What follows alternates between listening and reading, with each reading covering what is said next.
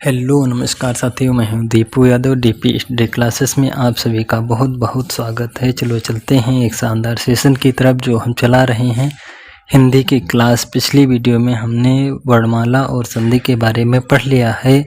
आज हम पढ़ेंगे कारक या फिर परसक। तो देर न करते हुए स्टार्ट करते हैं आज का सेशन। कारक या कारक को कहते हैं, कारक का अन्य नाम है परसर्ग। क्या नाम है? परसर्ग। कारक किसे कहते हैं या किस धातु से मिलकर बना है? कारक शब्द क धातु से मिलकर बना है, जिसका क्या अर्थ है? करना है। वाक्य में संज्ञा सर्वनाम शब्दों का क्रिया से संबंध बताने वाले शब्द को क्या कहते हैं? कारक कहते हैं। कारक किसे कहते हैं? वाक्य में संज्ञा सर्वनाम शब्दों का क्रिया से, किससे? क्रिया से संबंध बताने वाले शब्द को क्या कहते हैं? कारक। या फिर किसी संज्ञा व सर्वनाम के साथ क्रिया को जो संबंध बोध कराए उसे क्या कहते हैं? कारक। वाक्य में संज्ञा व सर्वनाम के साथ जो परसर्ग अर्थात कारक चिन्ह प्रयोग होते हैं वे संज्ञा सर्वनाम का क्रिया से संबंध बताते हैं। किससे? क्रिया से संबंध बताते हैं। कारक के कितने भेद हैं? कारक के 8 भेद हैं। यदि पूछा जाए क्वेश्चन कारक के कितने भेद हैं? 8। यदि 8 ना हो ऑप्शन में तो 6 लगाना। यदि पूछे कामता प्रसाद गुरु के अनुसार कारक चिन्ह कितने हैं? कामता प्रसाद गुरु के अनुसार कारक चिन्ह हैं 6। कितने हैं? 6 हैं। संस्कृत में संबंध और संबोधन को नहीं मानते हैं। संस्कृत में संबंध और संबोधन को कारक चिन्ह नहीं मानते हैं, इसलिए संस्कृत में कारक कितने हैं? संस्कृत में है 6। संबोधन कारक में प्रथमा विभक्ति होती है। संबोधन कारक में कौन सी विभक्ति होती है? प्रथमा। विभक्ति की कुल संख्या कितनी है? 7। विभक्ति की संख्या कितनी होती है? 7। अब देख लेते हैं कौन कौन से कारक हैं। कितने कारक हैं? 8। कर्ता ने कर्म को कर्ण से संप्रदान के लिए अपादान से अलग होने के केस में संबंध काकी के रारीरे अधिकरण में पेपर संबोधन हे हो अरे। कर्ता में कौन सी विभक्ति है? प्रथमा विभक्ति है। कर्म में द्वितीय विभक्ति है। कर्ण में तृतीय विभक्ति है और संप्रदान में चतुर्थ विभक्ति है। अपादान में पंचमी विभक्ति है। संबंध में षष्ठी विभक्ति है। अधिकरण में सप्तमी विभक्ति है और संबोधन में प्रथमा विभक्ति है। इसलिए विभक्ति की कुल संख्या कितनी है? 7। अब देख लेते हैं अर्थ और लक्षण। कर्ता नेमी। कर्ता क्रिया अथवा कार्य करने वाला या फिर क्रिया का प्रभाव कर्ता संज्ञा या सर्वनाम पर पड़े। किसमें कौन सा कारक होगा? कर्ता कारक। कर्म कारक देख लेते हैं, जिस पर प्रभाव पड़ेगा या दिशा की बात हो, कौन सा कारक होगा? कर्म। अब करण देख लें, कार्य अथवा क्रिया का साधन अथवा समय के बारे में बताया जाए, कौन सा कारक होगा? करण। संप्रदान में देख लें, देना अथवा प्रदान करने वाला या हमेशा के लिए दे दिया जाए, जैसे भिखारियों को दान देते हैं हमेशा के लिए, तो कौन सा कारक होगा? संप्रदान कारक। अपादान कारक देख लेते हैं, पृथकता का भाव हो, भय शब्द आ जाए, डर, ईर्ष्या, तुलना की जाए, संस्कार या तिथि के बारे में दिया हो, तो कौन सा कारक होगा? अपादान। संबंध कारक देख लें, किसी संज्ञा या सर्वनाम का किसी दूसरी संज्ञा या सर्वनाम से संबंध हो, उसे कौन सा कारक होगा? संबंध कारक। अब अधिकरण कारक देख लें, क्रिया अथवा उसके आधार का बोध हो, कौन सा कारक होगा? अधिकरण। आधार के बारे में बताया जाए तो कौन सा कारक होगा? अधिकरण कारक। संबोधन में हे हो अरे संबंध का बोध करते हुए पुकारना, कौन सा कारक होगा? संबोधन कारक। तो दोस्तों एक एक कारक के बारे में पढ़ लेते हैं। कर्ता कारक। संज्ञा या सर्वनाम के जिस रूप से क्रिया के करने वाले का बोध हो उसे क्या कहते हैं? कर्ता कारक कहते हैं। जिसका चिन्ह ने होता है, कर्ता ने का चिन्ह होता है। कभी कर्ता के साथ ने का प्रयोग होता है, कभी ने का प्रयोग नहीं होता है। जैसे कि रमा ने पुस्तक पढ़ी, कौन सा कारक है? कर्ता कारक है। मोहन खेलता है, राम पुस्तक पढ़ता है, वह भूल गया, उसने टेढ़ी चाल चली, में कौन सा कारक है? कर्ता कारक है। अब बात कर लेते हैं कर्म कारक। जिस पर क्रिया का प्रभाव पड़े उसमें कौन सा कारक होगा? उसे कर्म कारक कहते हैं। जिस पर क्रिया का प्रभाव पड़े उसे क्या कहते हैं? कर्म कारक कहते हैं। संज्ञा या सर्वनाम के जिस रूप पर क्रिया का प्रभाव पड़े उसे क्या कहते हैं? कर्म कारक। जैसे कि उसने श्याम को पढ़ाया,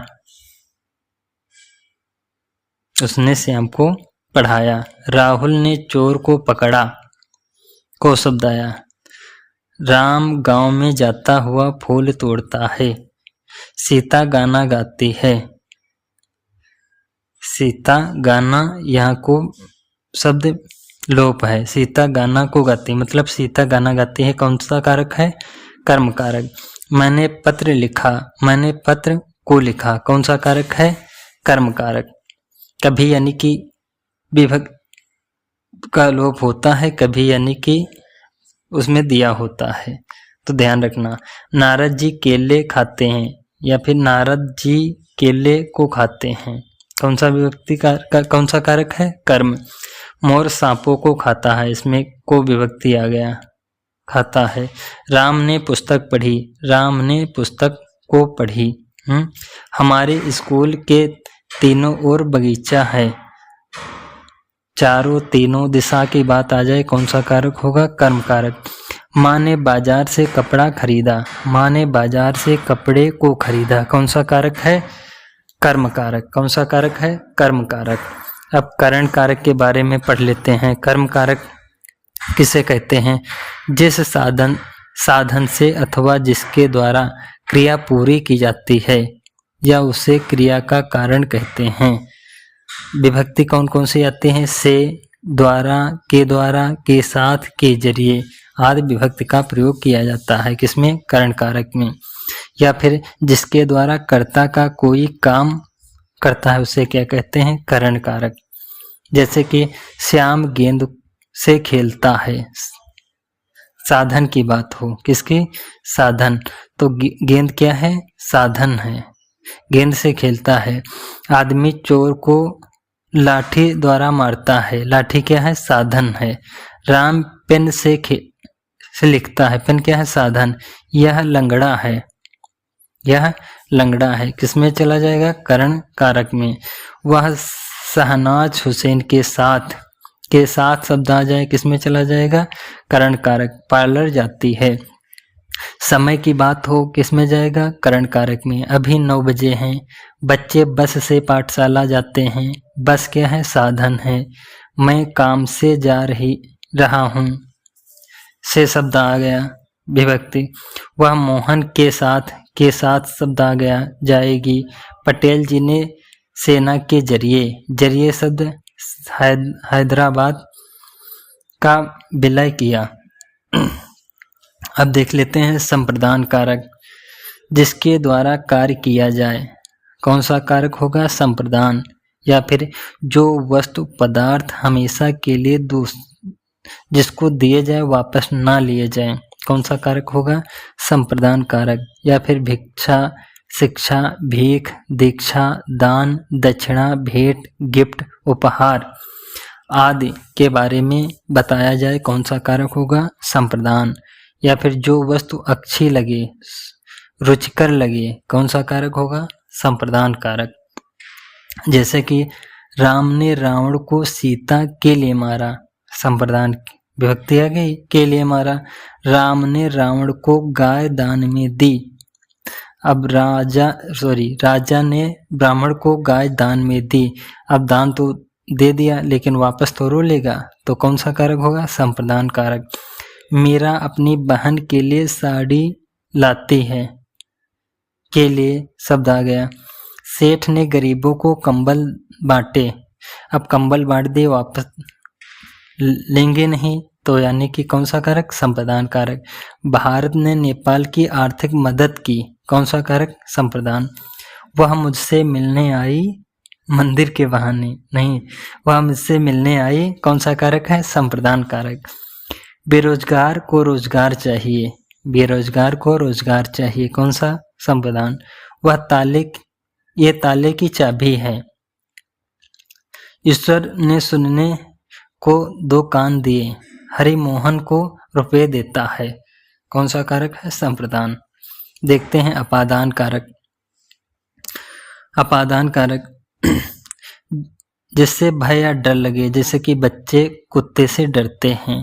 अपादान कारक जिससे तुलना की जाए, जैसे राम मोहन से बुद्धिमान है। जिससे ईर्ष्या द्वेष घृणा की जाए, जैसे दुर्योधन भीम से ईर्ष्या रखता है। जिससे शिक्षा ग्रहण की जाए, जैसे शिष्य गुरु से शिक्षा ग्रहण करता है। कौन सा कारक है? अपादान। जिससे संस्कार सीखे जाएं, जैसे माता पिता से संस्कार सीखे जाते हैं। और जो वस्तु एक स्थान से अलग हो, जैसे पेड़ से पत्ते गिरते हैं, अलग होने के अपादान कारक। हिमालय से गंगा निकलती है, अलग हो रही, अपादान कारक। तिथि के बारे में दिया हो तो अपादान कारक। जैसे बच्चे लड़कियों से शर्माते हैं, लड़कियां लड़कों से लज्जाती हैं, मेढक कुएं में टराते हैं। कौन सा कारक होगा? अपादान कारक। अब बात कर लेते हैं संबंध कारक। संबंध कारक क्या है? जब वाक्य में किसी संज्ञा या सर्वनाम का संबंध किसी दूसरे संज्ञा या सर्वनाम के साथ बताया जाए तो कौन सा कारक होगा? संबंध कारक। जैसे कि राजा दशरथ राम के पिता थे। राजा दशरथ किसके पिता थे? राम के पिता। तो संबंध बताया जा रहा है, के शब्द आया। यशोदा कृष्ण की शब्द आ गया, विभक्ति। माता थी, वह मेरा भाई है, वह मेरा भाई है। संबंध बताया जा रहा है कि वह मेरा भाई है। यह पुस्तक मेरी है। राम की गाय चरती है। किसकी गाय? राम की गाय चरती है। संबंध बताया जा रहा है। अब देख लेते हैं नेक्स्ट कारक। अधिकरण कारक क्या है? जहां कार्य संपन्न हो उस आधार या प्लेटफॉर्म को क्या कहते हैं? अधिकरण कारक कहते हैं। अधिकरण कारक पहचान क्या है? में शब्द आए, में पेपर, या फिर किसमें, किस पर, किसमें, भीतर, ऊपर, अंदर, बाहर, बीच शब्दों का प्रयोग किया जाए, या फिर कहीं, वहीं, यहाँ, वहाँ, अगले, पिछले, आश्रय, किनारे, दोनों, समय, द्वार, द्वार आदि शब्द प्रयोग किए जाए। कौन सा कारक होगा? अधिकरण कारक। जैसे राम छत पर बैठा है, कि आधार क्या है? छत है। पर शब्द आ गया, विभक्ति, तो कौन सा कारक है? अधिकरण। बंदर दीवार पर चढ़ रहे हैं, किस पे? आधार क्या है? दीवार है। पर शब्द आ गया। मैं दिन में नहीं सोता, मैं दिन में, अधिकरण। में पेपर, में शब्द आ गया। आप कुर्सी पर बैठे, कुर्सी आधार, पर विभक्ति आ गए। घोंसले में चिड़िया हैं, आधार क्या है? घोंसला है। और वह अगले साल आएगा, ठीक समय पर आ जाना, समय की बात हुई। देश और काल और समय किस में जाएंगे? अधिकरण कारक में जाएंगे। सुनील बगीचे में बैठा है, बगीचा क्या है? आधार, में विभक्ति आ गई। फ्रिज के अंदर, अंदर बाहर शब्द आ जाए तो अधिकरण कारक। फ्रिज के अंदर क्या है? टीवी दीवार के ऊपर लगी है, दीवार क्या है? आधार। देखते हैं नेक्स्ट कारक। संबोधन कारक संज्ञा के जिस रूप से किसी को पुकारने या समाधान करने का बोध हो, कौन सा कारक होगा? संबोधन कारक। जैसे कि खबरदार, संबोधन में ये चिन्ह लगा होता है विसर्ग वाला। यहाँ मत आना, ए लड़के जरा इधर आ, अरे अभय कहाँ हो? नोट करके 2 पॉइंट लिखे गए हैं। संज्ञाओं के साथ, संज्ञा के साथ या संज्ञाओं के साथ आने वाली विभक्तियों को क्या कहते हैं? विश्लिष्ट कहा जाता है। क्या कहा जाता है? विश्लिष्ट। और सर्वनाम के साथ आने वाली विभक्ति को क्या कहते हैं? संश्लिष्ट। संज्ञा के साथ आने वाली विभक्ति को विश्लिष्ट, सर्वनाम के साथ आने वाली विभक्ति को क्या कहते हैं? संश्लिष्ट। तो धन्यवाद दोस्तों, यदि मेरी क्लास अच्छी लगी हो तो please like share and subscribe कीजिए। मिलते हैं नेक्स्ट सेशन में, तब तक के लिए धन्यवाद।